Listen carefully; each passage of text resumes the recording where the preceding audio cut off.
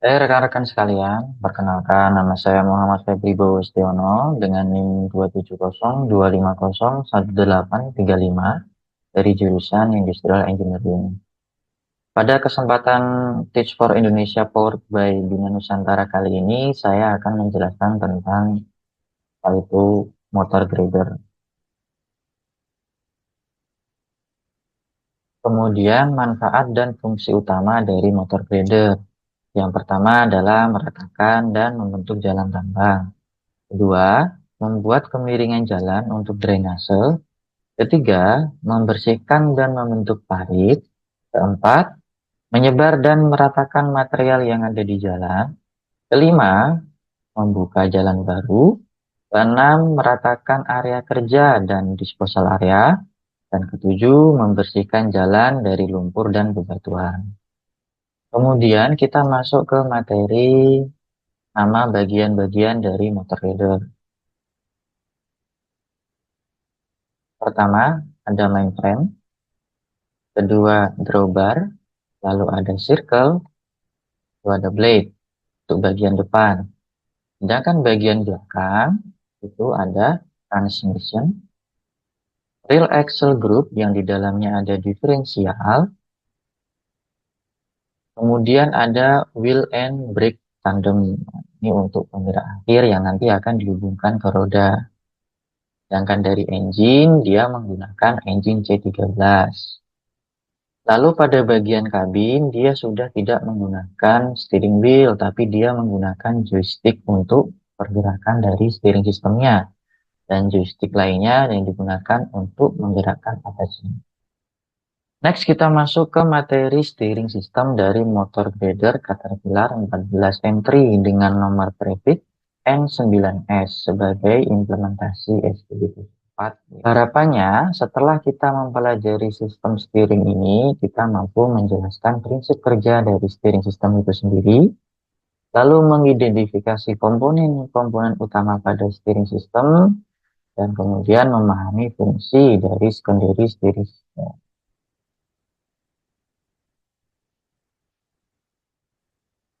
Nah, steering system di motor grader ini menggunakan kombinasi hidrolik dan juga elektrik.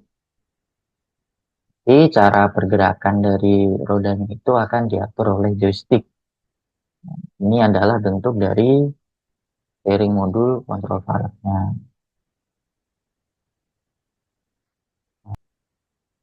Ini adalah posisi netral.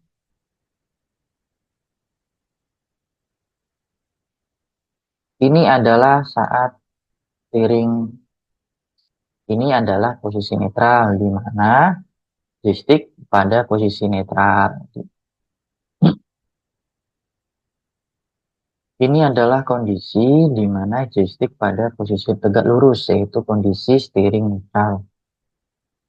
Pressure dari pompa akan dialirkan dari port P menuju priority valve, lalu dialirkan menuju ke directional spool. Nah, di sini aliran tertahan, sehingga nanti akan ada back pressure yang memberikan sensing ke priority untuk bergerak ke arah kanan. Dan saat bergerak ke arah kanan, dari segi valve-nya, kita bisa lihat dia akan dibagi menuju ke implement. Jadi, diprioritaskan menuju ke steering system, baru ke implement system.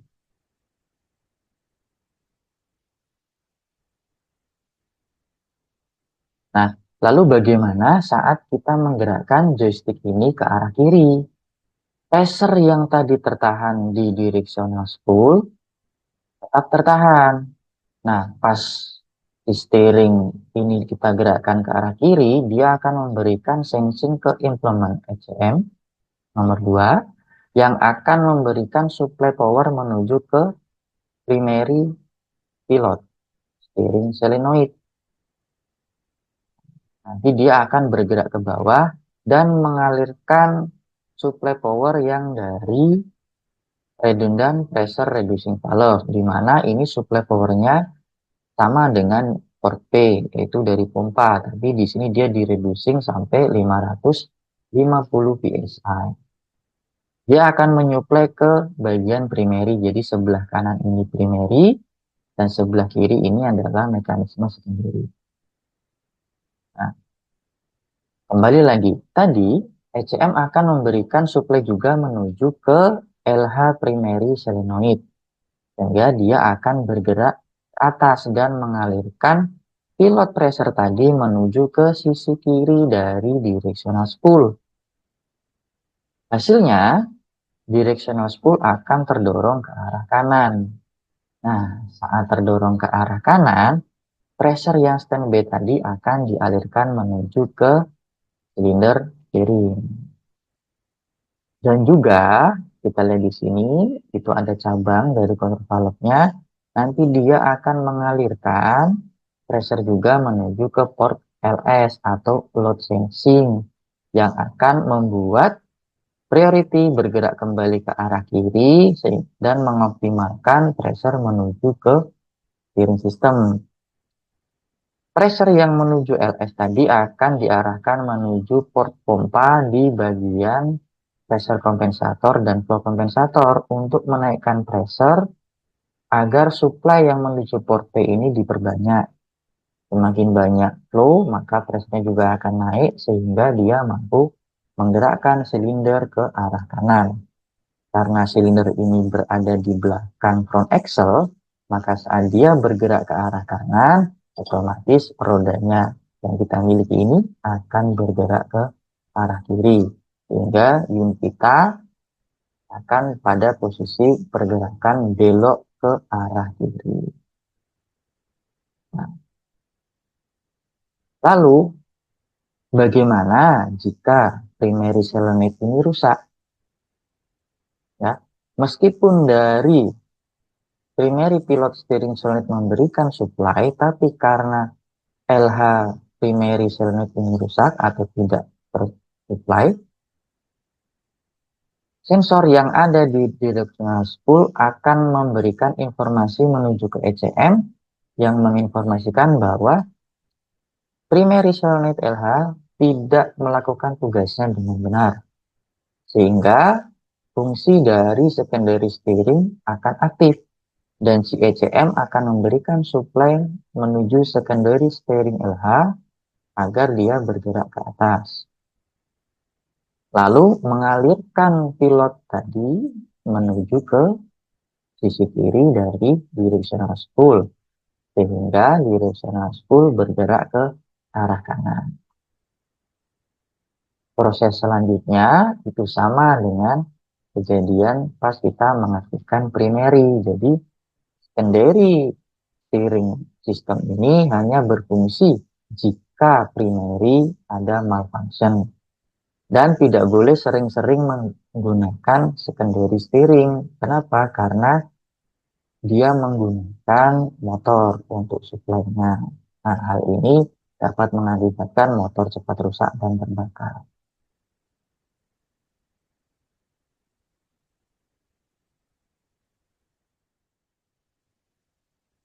Oke, selanjutnya mari kita lihat pada posisi ini. Ini disebut dengan crossover rally valve, di mana fungsinya adalah untuk mengamankan kondisi dari silinder steering jika terjadi force yang tidak diinginkan. Contoh, saat posisi belok, dia tertahan oleh boulder atau material-material lain yang ada di jalan. Mari kita pindah ke slide selanjutnya. Ini merupakan potongan dari gambar yang tadi. Itu fungsinya adalah sebagai pengaman.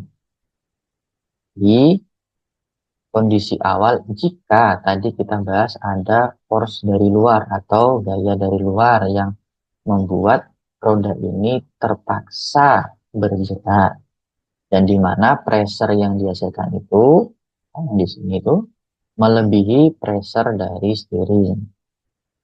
Oh, seperti ini. Dari dot ungu ini bisa kita lihat ini adalah efek dari tekanan yang dihasilkan dari force ini. Nah, jika pressure-nya sudah melebihi nilai spring yang di sini, maka nanti crossover rally valve yang ada di sebelah kiri ini akan terdorong ke bawah dan mengalirkan supply oli yang overpressure tadi menuju ke sisi sebelahnya. Nah, ini ada double check valve. Check valve sebelah kiri tidak akan mampu dialiri. Kenapa? Karena yang force flow tadi, yang di sebelah sini, itu nilainya lebih besar daripada yang di sini. Nah, bagaimana dengan yang kanan? Karena kanan ini tidak ada hambatan, maka dia akan langsung menuju ke sisi sebelah sini dan mengalirkan hasil force tadi, ya, flow yang berlebihan tadi menuju ke sisi sebaliknya dari steering cylinder. Hasilnya, kerusakan dapat diminimalisir. Ini sebagai safety device. Nah, kita masuk ke kesimpulan. Kesimpulannya adalah steering system 14 entry itu menggunakan kombinasi hidrolik dan elektronik yang dikontrol oleh PCM, ya, namanya adalah implement 2.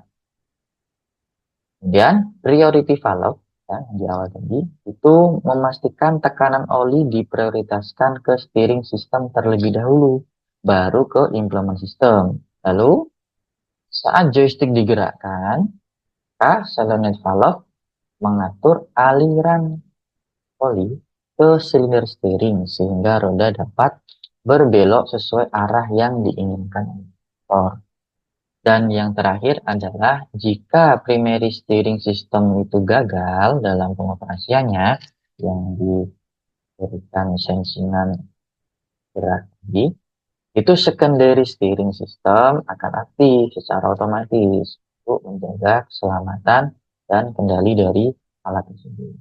Nah, secondary steering hanya untuk emergency condition, tidak difungsikan seperti primary yang selalu digunakan untuk belok. Nah, referensi dari materi ini saya ambil dari Caterpillar Service Manual di bagian hydraulic steering system pada 14 entry motor. Dan terima kasih. Sampai jumpa di pertemuan selanjutnya.